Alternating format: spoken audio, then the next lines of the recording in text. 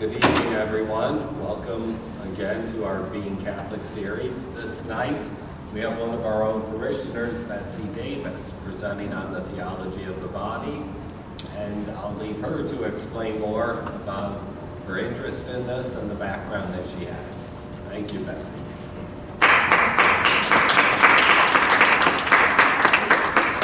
This is really great. I've presented on theology of the body for, I think, 4 years for RCIA now, but never to a group like this before. I'm curious, is anyone in here in RCIA? Are we all parishioners? Awesome. Good. Okay.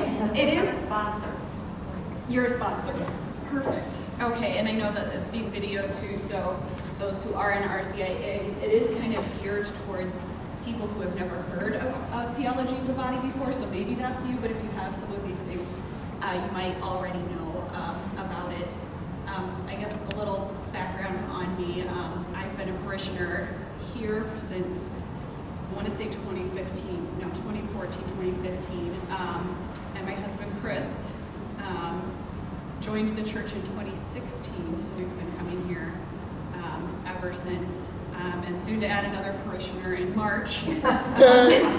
So, which kind of adds a new dimension. When I was putting this together, it kind of does put an interesting dimension on everything that we're talking about tonight. So if you are a parent, I think it does change how you look at it if you're married. But I also think there are a lot of things in this for people who are unmarried or not even planning to be married. The week that I had told God that I was never going to get married, which is a bad idea to tell God, what the plan is going to be, was the week that I met Chris. And so I was setting out to be the single person who did all of the things, but I was still very inspired by theology of the body. Theology of the body, we'll talk about it more in the talk about how it kind of developed over time. But it kind of hit the scene for me, or maybe it was when I hit the scene in the early 2000s in college. It kind of started to become a term that you heard a little bit more, and some of the explanations around it were things that really captured my imagination. So as far as credentials, I don't really have any. Teaching is my day job, and not teaching theology of the body, but it's something that I feel very inspired by.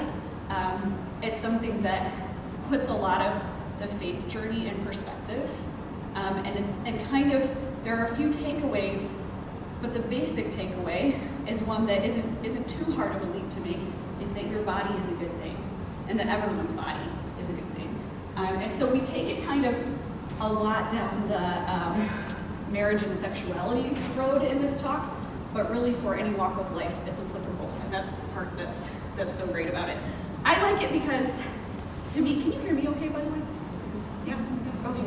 I like it because, to me, it's kind of a love story, but it's not like a Disney love story. It's not where it gets wrapped up at the end. It's like a real love story.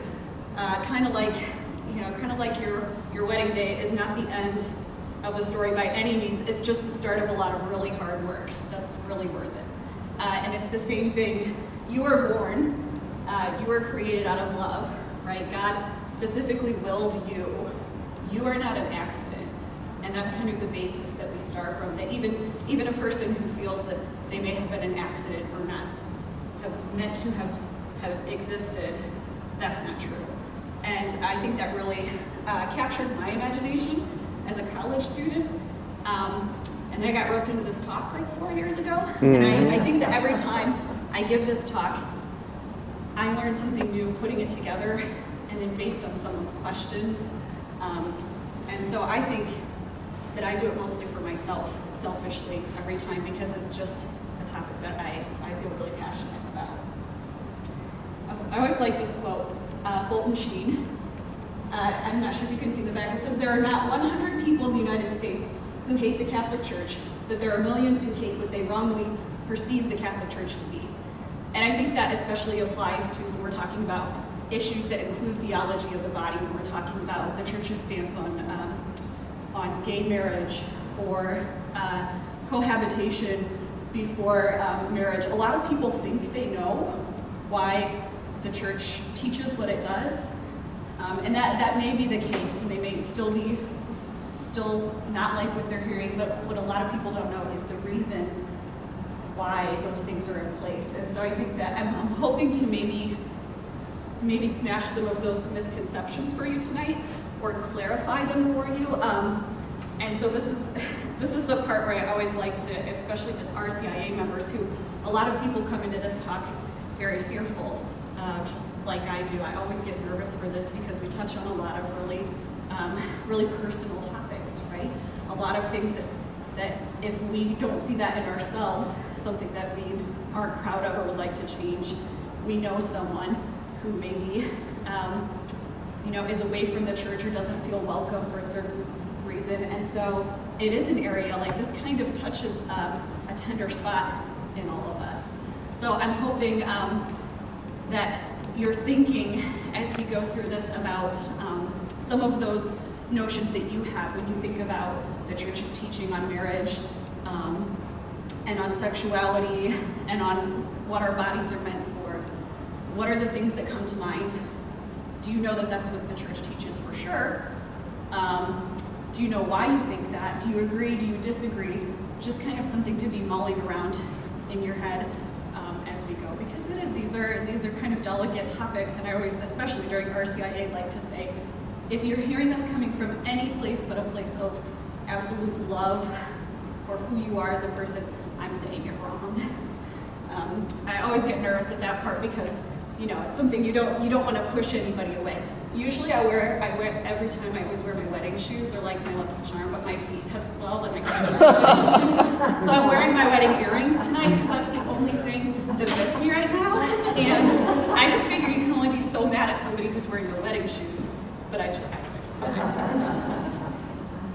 So the theology of the body is actually a name given to 129 talks that John Paul II gave in his Wednesday audiences between 79 and 84. So they really were never originally a comprehensive set of work. They were just pieces that he put in his great wisdom, just things that insights that he had. But what he said and what he wrote makes up about 2/3 of what we'll talk about tonight. Most of the other third is from the Catechism of the Catholic Church, and we're kind of just trying to put that together for you into something that is kind of maybe a little more streamlined. Is anybody a Christopher West fan in here? Yeah? Okay, Christopher West is probably, I would say he's one of the people who made it the most palatable, the most consumable for American Catholics. The book that I have is called Good News About Sex and Marriage. It's a great read. It's a question and answer form, and it's kind of split up into different walks of life. So if there's a section that interests you, like being single or being engaged or the celibate lifestyle, it's a really easy read for that. But he mentioned, and I thought it's a good point, is that you have to think that God inspired a lot of what John Paul II taught, because he was this elderly celibate man, but he had so much insight into marriage and the beauty of marriage and how important our bodies are as part of that. So I would suggest he has a lot of books. He has a lot of really good books, but I would say if you're interested in learning more, that's a great jumping off point. And if you're like my fiance, when I made him read this, he hid it behind another book, so he didn't have to explain to his mom why he read this. No shame. So I think the starting off point is that the human body is a beautiful thing, which seems like it should be obvious, but world religions for centuries have taught, a lot of different religions, of course not all of them, but that the human person there's a spirit and there's flesh, and the flesh is the evil part that's trying to get you to do bad things, and the spirit is the part that's struggling towards good. But we know that that's not true, right? We know that the Catholic Church teaches, and a lot of Christian religions, of course, the basis is that when Christ comes again, our bodies are going to be raised, right? We are going to be the best version of ourselves, a glorified version. And so even just with that information, it kind of stands to reason that our bodies must not be bad things, right? God made our bodies, so our bodies are not bad things. And we use our body for worship, if you think about it. I remember one of the first times Chris came to church with me, And he said, you people are always moving here. And we move all the time. We use our bodies for everything. And so I just have some of the things that we do during church that we use our bodies for. But that's not even to mention things that happen once a year, like blessing of throats and other things that we do to bless our bodies. And the last point on there, we call ourselves the body of Christ. And so I think that while it should go without saying, it doesn't always, that our bodies are not bad things. A lot of times we feel shame or embarrassment surrounding topics that have to do with the body, but there's really nothing shameful about it at all. God made that. This is my nephew on the slide. I didn't use any stuff on this, so when we're talking about how we know God is real, it kind of comes down to a conversation for people who are unsure of natural law, right? We talk about natural law all the time. That even someone who doesn't know God, so to speak, has a spark in them that knows good from evil, right? Most people, you can ask somebody who doesn't believe in God at all, but they can tell you certain things that are right and certain things that are wrong, right? And so we use natural law as the jumping off point, that God uses the world around us to reveal himself to us. There's a lot of things in natural law. We know that everything follows natural law. And so you can kind of go both ways. You could say nothing points to God or everything points to God. And as Christians, we go with the point of that everything is pointing towards God, right? So we would say that storms show us how mighty God is. Flowers show us God's exquisite beauty. A new baby shows us how God loves us even when we're vulnerable. Cells show us that God has formed us right down to our smallest building blocks. So then doesn't it stand to reason that he made our bodies to show us who he is? Because he's made everything else in creation to show us who he is. And our bodies obviously complement each other, which shows us more. We're like God's greatest work of art. And in fact, if you read that creation story, which you probably have before, everything is crescendoing to that moment where he makes a human body.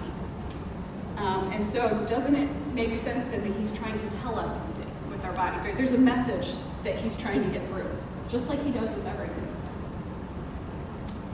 So we got to take it back to Adam and Eve and to that creation story to figure out what God is telling us with our bodies. Now in RCIA it always comes up. Do you really, that story really, there were really like a guy and a girl and they ate an apple and God. The important part is we call the story of creation a myth, but not a myth in the definition that we usually give myth.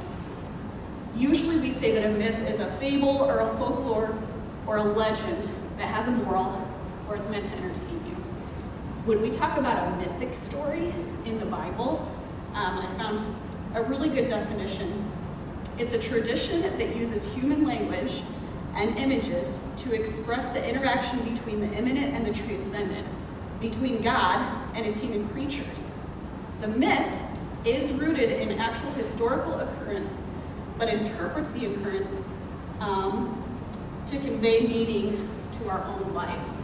So the important part of this story is that there were first humans, and they did something to separate themselves from God, and we have been suffering from the effects ever since. Okay, so Adam and Eve, they have complete unity with God in the garden, and he gave them the task to be fruitful, multiply. Right, one of the first things he said when they were first together. And in fact, Adam's reaction when he sees Eve for the first time is complete joy, because when he looks at her body, he knows that it belongs with his. There was no explanation needed. It was obvious. There's no thought of using each other because they're one flesh, they're one person. And so there's no thought of using the other person for their gain or for one's pleasure over the other. They've been made from the same stuff, right? I mean, Genesis takes great care to talk about that, about putting Adam to sleep and taking the rib. Why would that be important otherwise, right? They're one flesh, they know these things. So there's complete unity. And in fact, I had a professor in college who was a Hebrew scholar, so when we went over Genesis, it was very cool. She said that the word that Genesis uses in Hebrew for Adam is earth creature until Eve shows up. Without Eve, without a woman, it doesn't matter that a man was a man, and vice versa, right? So just kind of a cool thing that we lose sometimes in translation. So God gives them the privilege and the duty to participate in creation with him. He gives them that dictate to be fruitful, multiply. So after the fall, when their eyes are opened, they realize with a pretty tragic certainty that they can use each other. Right? They ate that apple to get the knowledge, and unfortunately, that knowledge was that they could use each other, right? And so that's why they quickly cover themselves, because they realize they can do something outside of love to each other. And in a way, you could argue that the glory and the devastation of the human race, we have been struggling with this ever since, right? Satan always takes, and we know this from our own lives, that Satan takes the best things and tries to twist them. And of course, in a small way in the garden, he's not getting the last laugh, but he was able to twist the best thing that God made. And if you think about it, it's the temptation that has always existed. You know, God made Adam the protector in the garden, right? And so he makes every man a protector. But with that comes the temptation to harm and use women now that we have fallen from that original state. Same thing with the woman. Eve was the nurturer and the intuitive one. And so, unfortunately, the temptation with that is to manipulation now. So we've taken these things that are so good and unfortunately have been weakened and they've been twisted, right? And we can see that in our own lives, and we can see that in the state of society in general. And I always think it's an interesting note here. People say, like, well, the serpent only talked to Eve, and then she offered the fruit to Adam. What was she doing? And I think it's an interesting illustration of the beginning of that weakness that the serpent was talking. Again, my professor, who was a Hebrew scholar, said that the serpent is using a form in Hebrew of you all when talking to Eve, which means that Adam was there. So what happened? Adam didn't protect Eve, and Eve didn't say to Adam, should we think about this first? Is this smart to do? And can't we see that mirrored in our own sinfulness in our own lives now, right? We struggle with that. But we do not have to give up hope, right? This slide has far too much writing on it. If this was one of my students, I would give them a bad grade. But there's a lot of important things on here. So we can still work against those tendencies, right? Because we are still made in the image and likeness of God, no matter what our sinfulness is, and we have been baptized as Christians. That original sin has been wiped away, but we still struggle in our broken world, right? So what is God trying to tell us with our bodies then, right? That message isn't as clear as it was in the garden, right? We're not walking in that complete unity, and so what are our bodies trying to tell us? God is a life-giving communion of persons. So the Father and Son make an eternal gift of love to each other, and this love is so real and profound that it's actually another person, the Holy Spirit. What does that sound like? A family, right? And our bodies reveal that mystery in flesh through their very form. So just like you use a picture book to tell a child about a concept, we're kind of God's best picture book ever. Each of us are. And man can only, this is important, it will come up a lot, man can only image God through a sincere gift of himself. That's what Adam and Eve had, and they lost, was that sincere gift. But we can still strive towards it. And I always put a note on here, especially for RCI, that God is not sexual, right? It's what he uses to tell us about his complete gift of self to us, right? And about the Trinity, right? So the first thing that our bodies image is the Trinity, right? Those three life-giving persons that continually pour into each other. If you've ever read any books by Scott Hahn, really great author, he says in almost every book that God is family, right? That's what we learn from God. The Bible also uses a lot of strong imagery, especially in Revelation, of the church as the bride and the lamb, right? So Christ is the lamb, and he's continually pouring into his church, the bride, and the bride is continually receiving. That might sound a lot like marriage, right? About like that marriage bond. And it's a covenant that will endure forever. So if you think about it, it's a really clear message when you start to put those pieces together. And there are 4 ways that Christ loves us and the church for it to be real love. It's freely, totally, faithfully, and fruitfully. And that is one of those points that if you can only remember a few things, those are are 4 things that are very important. We'll come back to that. And it kind of puts a new spin then on, this is my body given up for you. In fact, Christopher West, the writer of this book, talks about how his father-in-law, he has an anecdote at the beginning of one of his books. His father-in-law passed away before Christopher West got to meet him. But apparently on his father-in-law's wedding day, they had their wedding night, and then they went to Mass the next morning because it was a Sunday morning, and he couldn't stop crying during pretty much the whole liturgy of the Eucharist, and sobbed through the whole thing. And at the end, when his new wife asked him, like, what happened, he said, I finally understand that line, this is my body given up for you. So he got it. He got it without his son-in-law putting it in a succinct book for him. And you might find that as we go through this, these are kind of like, oh yeah, moments for you. These are not necessarily new things, but really putting them together. God has tried to make it obvious for us, as obvious as he can. Okay, so the basic tenets of theology of the body that you hear all the time when you study it is that we are called to love the way God loves us. And without these 4 things, it's not a complete love, right? So freely, so no coercion, no expectation of gain, totally, without reservation or holding back of self, faithfully, so only 2 people, we're talking kind of specifically about marriage in this case, and fruitfully, so life-giving and open to the possibility of regeneration. And so every person is born with indelible dignity. You have a dignity as a human person, and nobody can take that away from you. You can't do anything terrible enough to not have that dignity. But the use of another person or ourselves in rejection of that basic dignity is wrong, because it's always the opposite of love. Even if it looks like love, even if it feels like love, even if you think it's love, if it's missing those 4 things, it's not a complete picture. Like with all sin, it's something that's good that has been, the church calls it disordered. Right?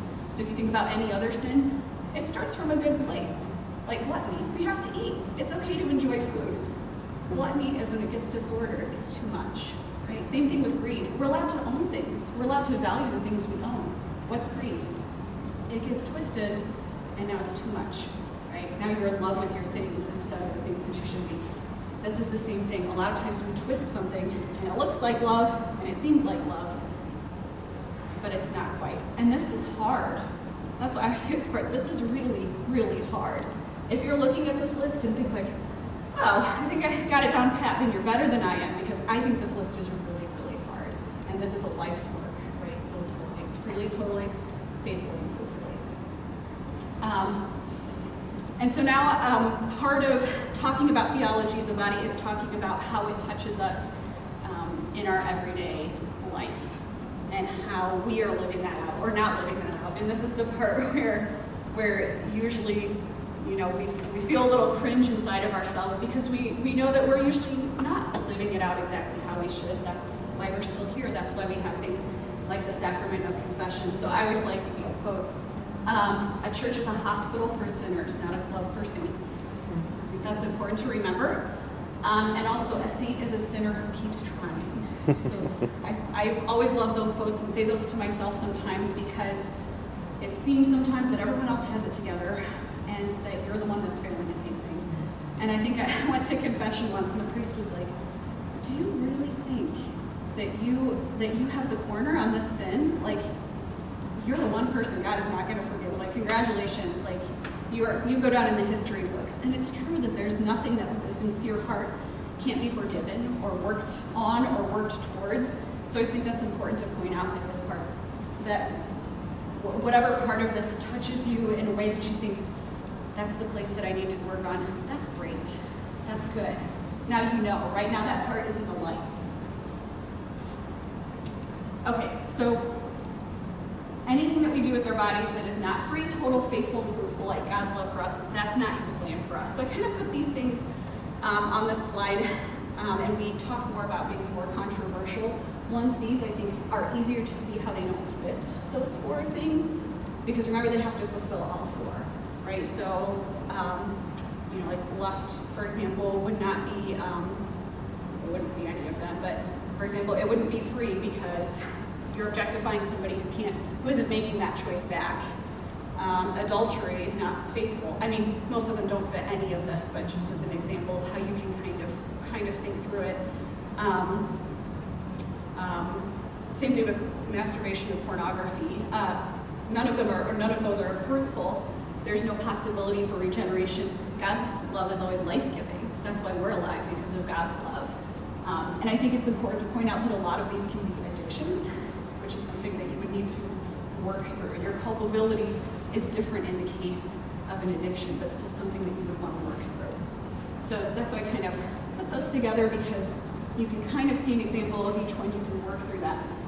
Free, total, faithful, fruitful. Does it fit? If it doesn't fit, it's not really love, even if certain parts of it look like love. The next slides kind of get their own slide, not because they're like extra bad, but because they're kind of applicable to the days that we live in. So talking about premarital, extramarital sex, and even just cohabitation before marriage. It's kind of becoming more the rule, I would say, with my peers, that you live together before you get married, but the church has kind of stood strong on that throughout, because it says that sex really only finds its meaning through the marriage vows. So if you're engaging in sex before saying vows, then their bodies are kind of speaking a lie. Can they really love each other? Yes, but does it fit the 4 tenets of love that's like God's love? Unfortunately, no. And for our own good, marriage is a safe and loving environment where love where sex makes sense, because we're actually re-speaking our wedding vows every time. If a couple is doing that before they're married, they have no vows to renew, right? It's a renewal every time. And I think there's also, I've had friends who, with the cohabitation part, will say, well, you can live together, just have separate rooms.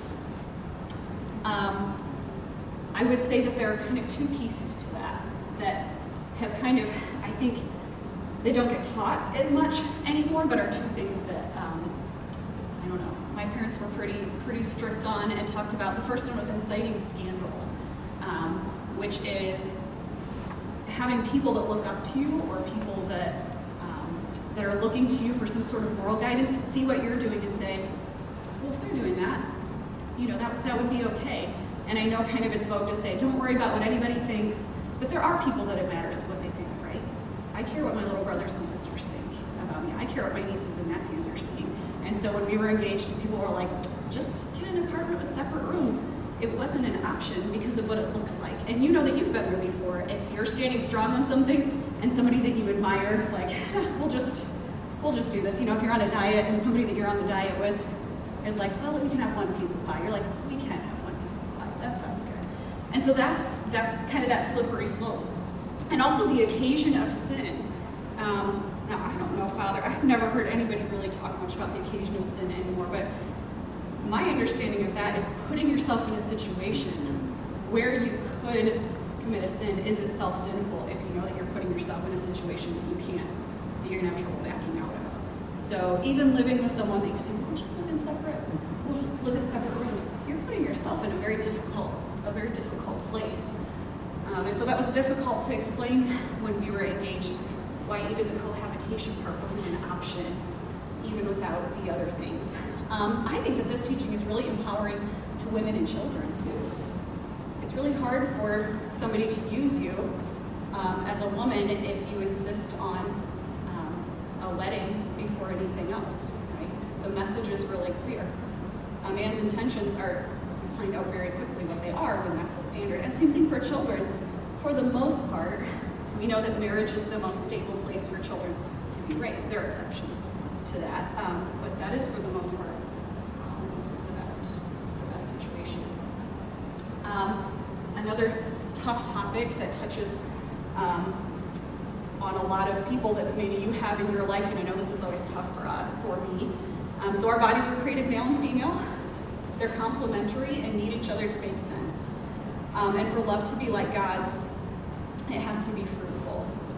But same-sex attraction itself is not a sin. The church doesn't teach that. It's homosexual acts are disordered because they take place outside of marriage and are not fruitful, but they take place outside of marriage just like just like premarital sex, but they also don't fulfill the fruitful part of that. I think it's important to remember that we're not just our sexuality too, right? So a person who is struggling with that attraction or that lifestyle, there's more to them as a person than just that. And so I think that's important when we're focusing in on that, not to make it all about that, because we do have a duty to reach out to people who are feeling kind of left out, like they have no place to go. If this is in any way pertains to your family, I think a really great document is Always Our Children. It's a statement from the Bishop's Committee on Marriage and Family. I want to say it's a little bit older document, but it basically covers about if your children are struggling with this, the church is not asking you to cut them out of your life. That is not part of that. It's a great document that gets into it a little bit more. Transgenderism is another area where I think it's important to know that the science is not all there yet too. We don't have all of the pieces to that, and so the church doesn't have a ton to say on this, except that chastity is always required in any state of life, and that doesn't mean not having sexual relations. It means having the proper ones within your state of life, and so we have to believe with people who struggle with transgenderism that our body and soul were fashioned by God, right? So he doesn't put the wrong soul, female soul in a male body or vice versa. And I think it's really interesting that the suicide rate before and after sex change is very equal. And so what are we doing for, I was thinking, what am I doing for these people? I have students who have had some struggles with that. What am I doing to support them, to help them work through that, to get them help? Because a lot of times we're finding with people who struggle with this that they have their own deeply broken background, abuse as a child, or other things that are going on. And so I think the only place to come at that is with a lot of compassion. The church has its teachings that it's very set on actions that are right or wrong, but we have to be careful as individuals when we're speaking to someone's specific experience, while still standing in the truth of what the church teaches. It is possible to do both. It is difficult, but it's possible.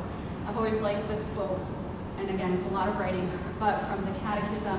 It says, men and women with homosexual tendencies must be accepted with respect, compassion, and sensitivity. Every sign of unjust discrimination in their regard should be avoided. These persons are called to fulfill God's will in their lives, and if they are Christians, to unite to the sacrifice of the Lord's cross the difficulties they may encounter from their condition. Homosexual persons are called to chastity by the virtues of self-mastery that teach them inner freedom, at times by the support of disinterested friendship, by prayer and sacramental grace. They can and should gradually and resolutely approach Christian perfection. I think that's really heroic. That's why I always read that whole thing. What a heroic effort. I've never had to face anything like that. I think of the people in my life that are striving. There are also, if you want any resources, there are several Catholic organizations now who are trying to help people reach this heroic level of self-mastery. I think there's one called the Eden Project, maybe? And there's also a YouTube video called The Third Way, which might be things to look up if this is something we're kind of skimming through, because there's so many things we can talk about. Again, we're talking about theology of the body covers everything that has to do with the body, so we could go on all night and we wouldn't have enough time. But another thing that comes up a lot is contraception and sterilization, and why are Catholics not okay with that? It's interesting to note that all Christian churches were opposed to artificial birth control until 1930. And that's when the Anglican Church, when they approved the pill, and they said for couples with grave reasons to avoid, like health issues for the mother, that they could use the pill, and it kind of snowballed into most Christian churches, not all, but almost. And then put on top of that the sexual revolution of the 1960s and the teachings of Margaret Sanger during the 1940s, and now we have pretty widespread birth control. And I always like to take a minute to talk about Margaret Sanger, because her name is kind of a curse word in the Catholic community, and I think it's important to note that she came to her conclusions after her mother had, I think, maybe 13 or 14 births and was very sickly and died at the birth of the last child. And so I think that while it's true that her teachings were very, very off-kilter, that we have to see that where it came from was a lack of support for the children and for the woman in those cases. And that's what we can do as Christians and Catholics to help people to see that all life is precious, is to support them later. That's probably not a very popular view, and I'm not saying that I don't agree at all with Margaret Sanger's conclusion that she came to, but when you look at her story, it's very, very sad, and she felt no support from anywhere, no support for women, and so her conclusion was, ultimately the rise of Planned Parenthood, which if people don't find support, they're going to do what they have to do. We have to take that personally. I think each of us, that is our call, is to support people who feel that they have no other place to go. And so the church does teach against mechanical or hormonal birth control for lots of reasons. A lot of people don't know that a lot of hormonal birth control can be an abortifacient. So it does a couple of things to stop conception, but ultimately if conception happens, if there is an embryo, if there is a baby, it will kind of flush that baby out, and so it can be an abortifacient. That is news to a lot of people. I have friends who brought it up casually who are in their 30s and have no idea that the pill they have been taking has potentially done that. And that's something that I think is just such a failure of our system to inform people of that. And again, any sort of barrier towards the possibility of life works against the fruitful and total nature of true love. It's like saying, I love you, but you can't have my fertility, right? You can have it all. That doesn't make sense in a marriage, right? To say you can have everything except that you can't have that, right? But that's hard. Again, that's a hard thing. If we go back to those 4 things, that's a lifetime of work to get to that point. There's some papal encyclicals if you like a good tough read. And then on the flip side of that coin, another really tough, close to my heart conversations about IVF and artificial means of conception. It's important to know that children are not a commodity, and so that means that while people often have kids that they didn't maybe choose to have, we also don't always choose to not have children. We want children, and that doesn't happen. Children, though, are a gift. They are not a right. That's a really tough one, and this is hard. This is a struggle. I have a lot of friends who have had this struggle. Gosh, again, this goes back to that heroic virtue, because children, they totally are a gift. I mean, nobody has a right to them. And there have been some issues that have come up, some birth parent issues, if it's not, the parents exactly, you might have a sibling that you didn't know about, and that has caused some issues for some people. That's a little more anecdotal. But I think it's important that children who are born in this way they're still gifts. They're still signs of God's promise. In fact, I can't remember who was Pope when the first successful IVF implantation took place, but when that baby girl was born, I want to say it was maybe Paul VI, he actually wrote a letter of congratulations to the parents, and he said, you got a wonderful gift, and who knows what she's going to do with her life. So I think it's important, again, that we don't shun people who have done this, because gosh, it's still a huge gift. It really is. But again, children are not anyone's right. We can't commodify children. A very tough thing, because it's such an intimate topic. Just a quick plug for natural family planning. So for people who are looking to follow the church's teachings on spacing births, right? NFP, natural family planning, there are many different forms, so you can kind of take your pick. And they are based on the woman's fertility cycle. So you can base mucus, basal body temperature, and cervical signs. And when followed properly, it's very accurate. You can time your births very accurately. Some of them are more than 99%. And some just nice practical things about it is that it's also medically safe. So you're not doing anything hormonal, messing with that. It doesn't really cost you anything. Some of them have some supplies that you do need to buy. You're very aware of your health. I have several friends who have figured out health issues because they started charting and figured out that they have these issues that they wouldn't have known about, and they can take care of, which is amazing. It's very environmentally healthy, unlike some of the other ones, and you can immediately reverse it. The next month you can change your mind. And couples who use that method have to communicate a lot, which is why I think that divorce rate is lower, among other things. But there's a lot of communication because every month you're praying about it again. Is this the month? Is God calling us to a family? It is not Catholic birth control. Some of my friends call it that, kind of joking. It's not, because it's leaving the door open for God and saying, hey, our vote this month is no, but if you decide different, you are still in charge of our lives. It's kind of like the difference, when we're talking about, someone who's on life support. We don't withhold food and water, right? But we can remove kind of those artificial means. It's kind of the same thing here. The intention is different. But yeah, it's something that if you have interest in, I can point you in the right direction. I have some friends who are teachers. I would highly recommend, if it is something you're interested in, that you get a teacher and don't try to go it alone, because that can be very frustrating. It's not easy to figure out at first, and so it's something that you need a lot of support to do. Parts of it, I'm not going to lie and say that all of it is hunky-dory, but also an abortifacient birth control pill is not hunky-dory, and so it's a much better, cleaner option, as well as having still giving God the final say. And then the church also teaches responsible parenthood, so spacing your children is a good thing. So you can decide, because of maybe finances, health, mental health, there might be other things going on in your life that are a good reason to not have children. That is a decision that a couple has to make together, right? But the church does teach that children teach us virtue, patience, and self-sacrifice, for sure.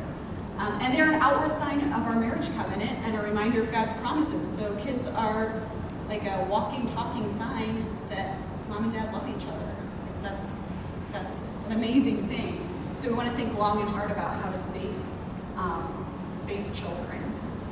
And I always like to plug again, supporting young couples or unmarried mothers. That's kind of our job as the church, because we say that children are so important, right? Every person, every body is a sign of God's love, and so we should be supporting that. I'm trying to think if I had anything like that.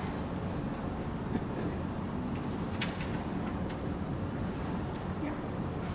And then just one more quick. Abortion, death penalty, and euthanasia. I kind of put them all on the same slide.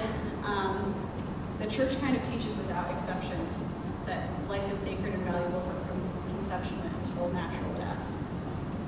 An important side note on abortion is if there's a procedure that the mother needs that won't directly hurt the baby but could, it is allowed. And for the death penalty, an interesting exception is that if someone in jail cannot be, violence cannot be contained in jail. So let's say a mafia member who's still running the mafia out of jail, and there's no way to keep him contained, the death penalty could be a possibility. But they're very, very hesitant to say that.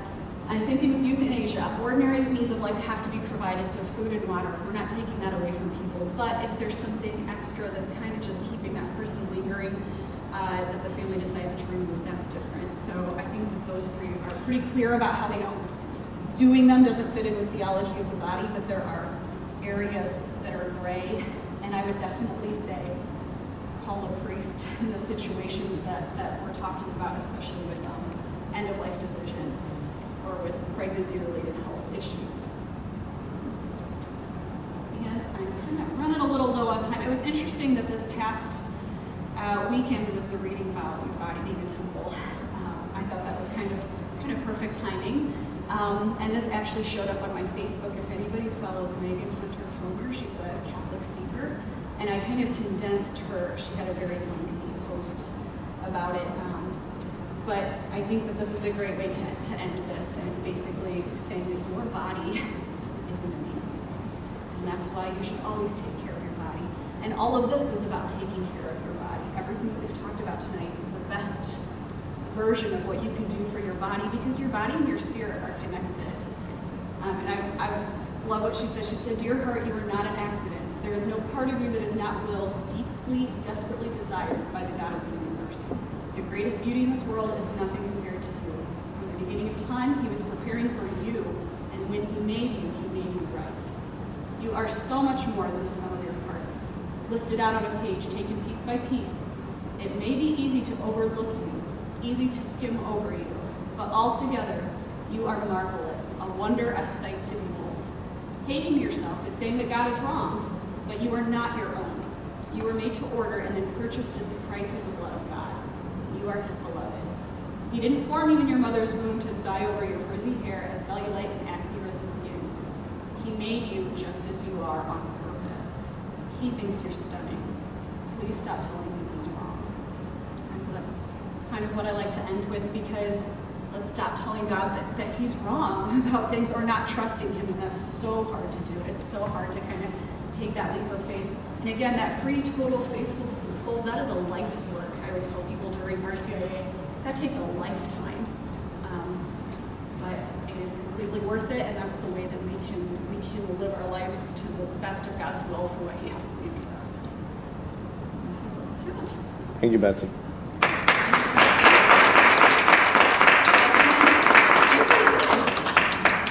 Any questions that anybody has? Father's here, so he can answer.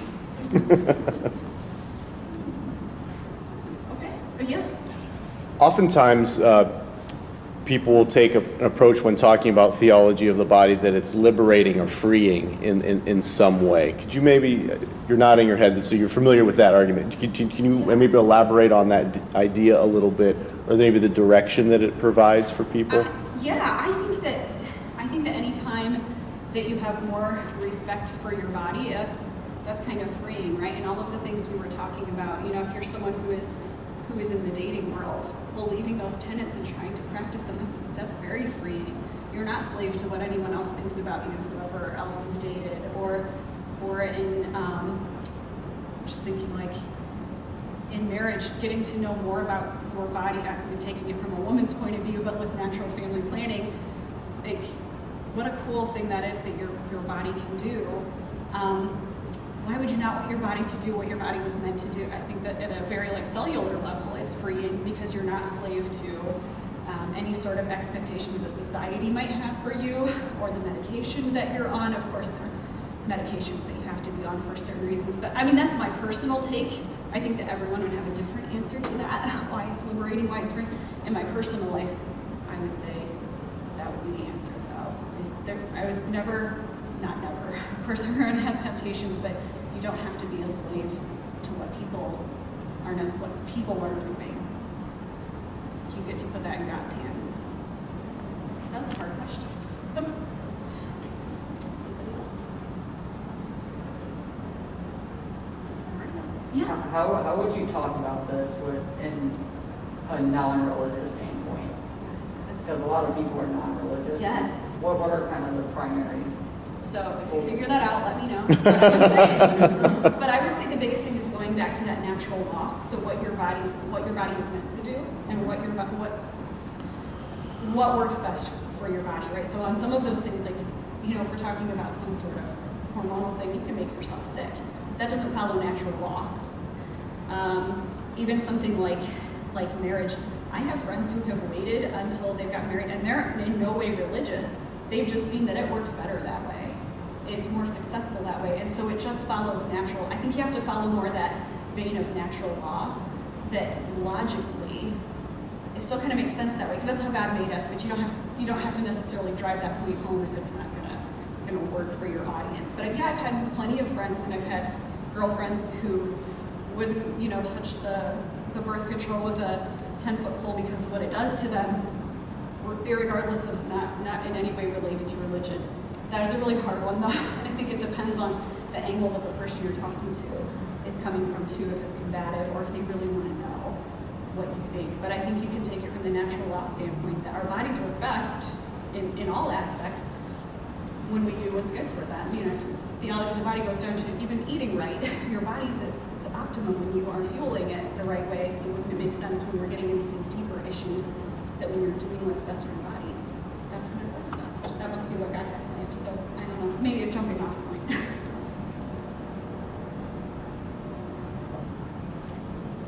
You talked about euthanasia a little bit. It seemed like it was your point was going from taking measures to really save a life down to the basics. But what about going the other way, where you're doing extraordinary things to try to keep people? What would you say about that, Father? Because I don't. hear the question? I'm not sure I understood the question. That what, does the church have anything to say about maybe keeping somebody on Yes. all of the things because you're holding out hope and there's no hope, but you still have them on the ventilator and you're not going to give up? Does the church say anything about kind of the opposite side of that? I'm trying to think, you said because does the church say anything about it, so I'm trying to think. if Or do there's you any say anything document about like that. And I'd have to go look that up in terms of what the church would say. Two things that I would keep in mind in terms of the extraordinary means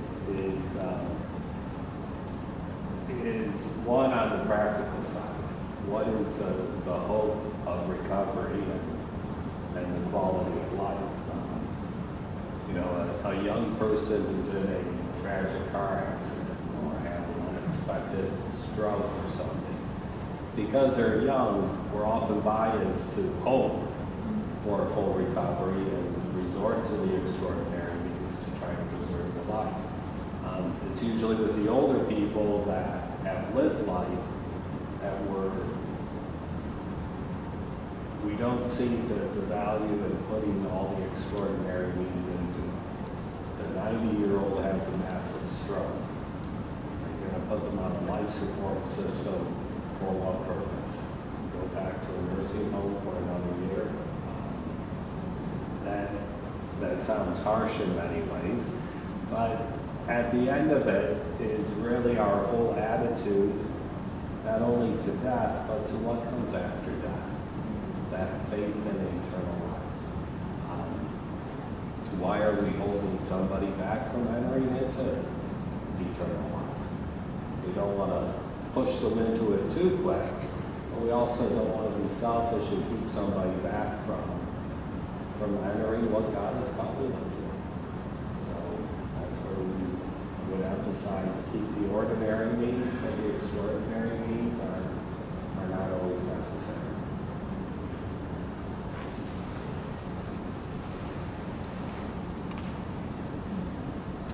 Anything else? Okay. Thank you so much for listening. You're a great audience. Sometimes it's hard with just seeing people's eyes to know what they're thinking. You guys are great. Thank you, Betsy.